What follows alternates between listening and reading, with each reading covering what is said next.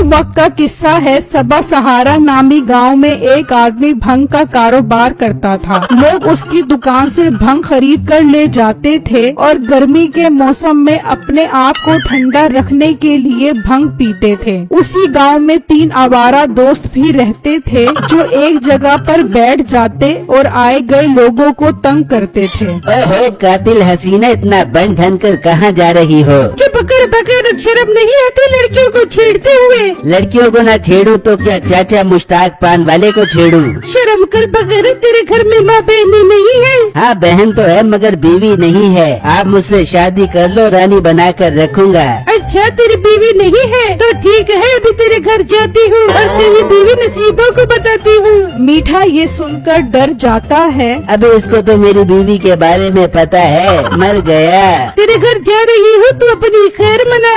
अरे मेरी प्यारी बाजी, मैं तो मजाक कर रहा था। एक तो आप बिना मजाक नहीं समझती, आप तो मेरी बहन हो, आप आराम से अपने घर जाओ। वो लड़की गुस्से में वहाँ से चली जाती है। मीठे बच गया तू, कसम से अगर ये लड़की तेरे घर जाकर बता देती तो तेरी बीवी तुझे मुर्गा बना के तेरे अंडे निकलवाती। अबे मुर्गा अंडे नहीं देता, मुर्गी अंडे देती है। मीठे वो तेरी बीवी नसीबो है, तुझे मुर्गा बना कर अंडे भी निकलवा लेती। हाँ यार वैसे बात तो तू बिल्कुल ठीक कर रहा है, शुक्र है बच गया, अब किसी लड़की से पंगा नहीं लूंगा। उसी गांव में बिट्टू नाम का एक लड़का रहता था जिसने घर पर एक गाय पाली हुई थी। वो उस गाय का दूध निकालता और गांव में बेचता था। लोग उससे दूध इसलिए भी खरीदते थे कि वो दूध में पानी नहीं मिलाता था। बेटो तुम्हारा दूध बहुत जबरदस्त होता है, भाई मजा आ जाता है तुम्हारा दूध पीकर। अंकल ये दूध मेरा नहीं है, ये तो मेरी गाय का दूध है।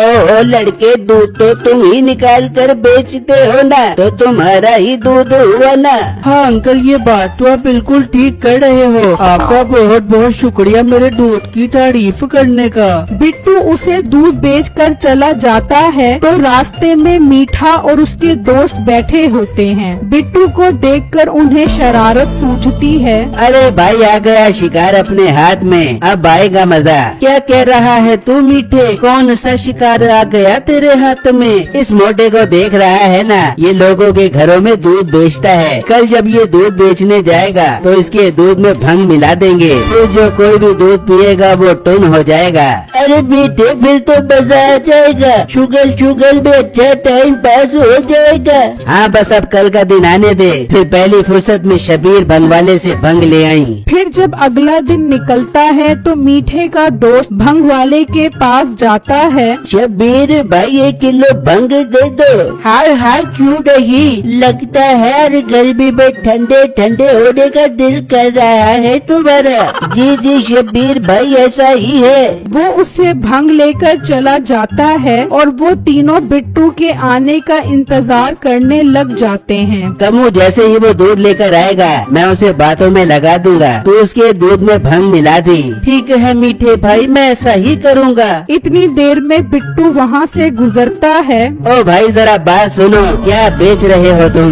भाई साहब मैं अपनी गाय का ताजा खालिश दूध बेच रहा हूँ। लोग मेरे दूध को बहुत पसंद करते हैं और मजे ले लेकर दूध की खालिश चाय खुद भी पीते हैं और मेहमानों को भी पिलाते हैं। अरे भाई ये तो बहुत अच्छी बात है, जो लोग तुम्हारा दूध इतना पसंद करते हैं। मीठा उसे बातों में लगाता है और उसका दोस्त बिट्टू के दूध में भंग मिला देता है और वहाँ से चला जाता है। ठीक है लड़के तुम जाओ और अपना दूध बेचो।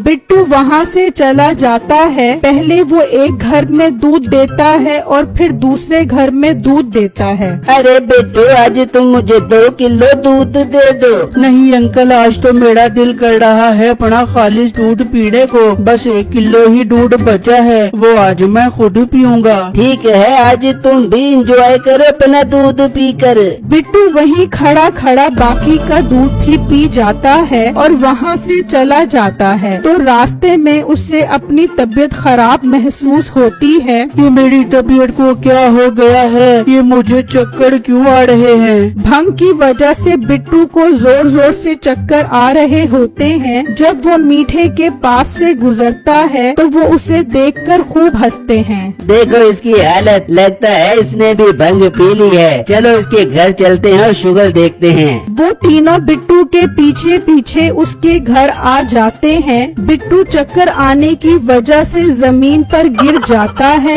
अरे वाह, मजा आ गया। देख कैसे झूम रहा है जमीन पर पड़ा हुआ। कम्मू तो एक काम कर, इसकी गाय को भी भंग पिला दे, फिर लगेंगे शुगर। फिर कम्मो उसकी गाय के पास जाता है और उसे भी भंग पिला देता है। वहाँ बिट्टू ने जिस घर में दूध दिया था वो आदमी भी भंग वाला दूध पीकर झूम रहा होता है। हाय ये ठंडी ठंडी हवाएं मुझे अपने साथ लेकर जाएं। आसमानों की बुलंदियां और पहाड़ों की चोटियां मुझे अपने पास बुलाएं। हाय हाय हाय हाय हाय हाय हाय।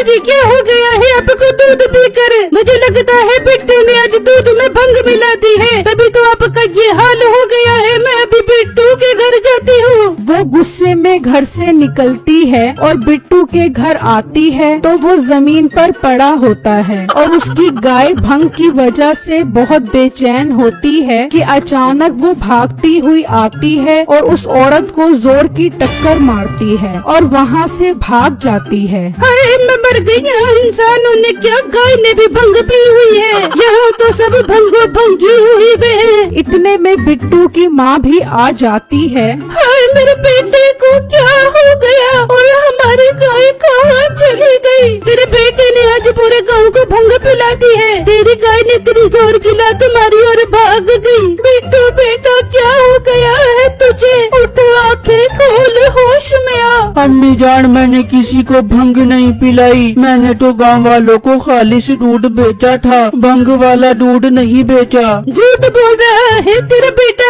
इसने सब गांव वालों को भंग वाला दूध पिलाया है। हम गांव के सरपंच के पास जाएंगे और तुम इस गांव से निकलवाएंगे। नहीं मेरा बेटा ऐसा नहीं कर सकता। तुझे कोई गलत फहमी हो रही होगी। ये कहकर वो औरत वहाँ से चली जाती है। फिर जब अगला दिन निकलता है तो सब लोग गांव के सरपंच के पास पहुँच जाते हैं और उन्हें शिकायत लगाते हैं। बुलाओ उस बिट्टू को, हम उससे पूछते हैं कि वो भंग वाला दूध क्यों बेच रहा है। सरपंच का मुलाजिम बिट्टू के पास पहुंचता है और उसे अपने साथ चलने का बोलता है। फिर वो उसके साथ चल पड़ता है और वो सरपंच के पास पहुंच जाते हैं। जी सरपंच साहब, आपने मुझे क्यों बुलाया है? बिट्टू, तुम गांव वालों को भंग वाला दूध पिलाते हो। सब गांव वाले तुम्हारी शिकायत कर रहे हैं। सरपंच साहब ये झूठ है। मैंने गांव वालों को भंग वाला दूध नहीं पिलाया, बल्कि ये गांव के 3 अवारा लड़कों का काम है। इन्होंने कल मुझे रास्ते में रोक लिया था। इन्होंने ही मेरे दूध में भंग मिलाई थी। उनके पास एक डब्बा था। मुझे शक नहीं बल्कि यकीन है कि उन्होंने ही भंग मिलाई है मेरे दूध में। अच्छा, अगर ये बात है तो जाओ मुलाजमा उन्हें बुला कर आओ। सरपंच का मुलाजिम निकलता है और उन तीनों के पास पहुंच जाता है और उन्हें अपने साथ चलने का कहता है। क्या तुम पागल तो नहीं हो गए? हम क्यों भंग मिलाएंगे दूध में? तुम जाओ, हम आ रहे हैं। मुलाजिम वहाँ से चला जाता है। अरे दोस्तों, मर गए। ये तो सरपंच को हम पर शक हो गया है। अब हम क्या करें? बीटे तू सरपंच के पास जा।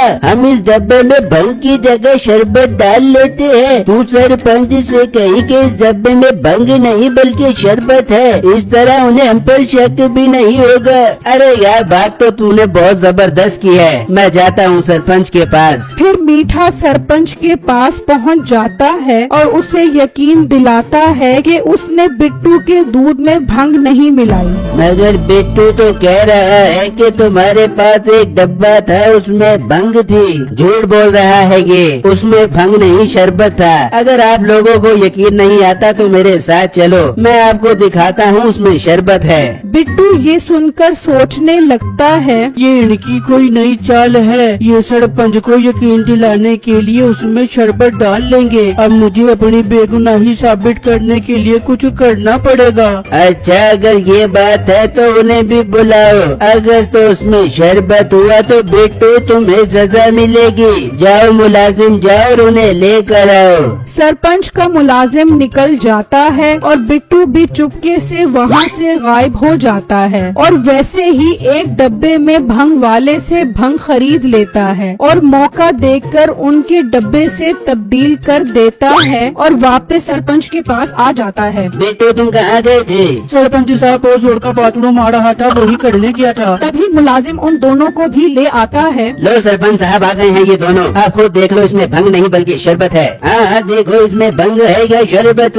सरपंच साहब इसमें मजेदार शरबत है। आपको यकीन नहीं आ रहा तो मैं आपको पी कर दिखा देता हूँ। फिर वो उस डब्बे को मुंह लगाता है और पीना शुरू कर देता है। बिट्टू ने तो डब्बा तब्दील कर दिया था जिसमें भंग थी। वो पीते ही होश खो बैठता है। अरे ये मुझे क्या हो गया? मेरा सर क्यों चकरा रहा है? देखो ना सरपंच साहब, ये टून हो गया है। इसका मतलब इसमें भंग थी। हाँ इसमें भंग है जो हमने तेरे दूध में भी मिलाई थी और तेरी गाय को भी मिलाई थी। अबे अपना मुंह बंद कर, ये तू क्या बोल रहा है? अरे मीठे तू चुप कर, इस भंग को मजे लेने दे। मैं उठा जाऊँ देख लो गाँव वालों, मैंने दूध में भंग नहीं मिलाई थी, इन्होंने ही शरारत की थी। बंद कर दो इन तीनों को कैद कोठरी में और इन पर 1-1 लाख रुपए जुर्माना लगा दो। वो उन तीनों को बंद कर देते हैं और बिट्टू की गाय भी घर वापस आ जाती है और वो फिर से दूध का काम शुरू कर देता है।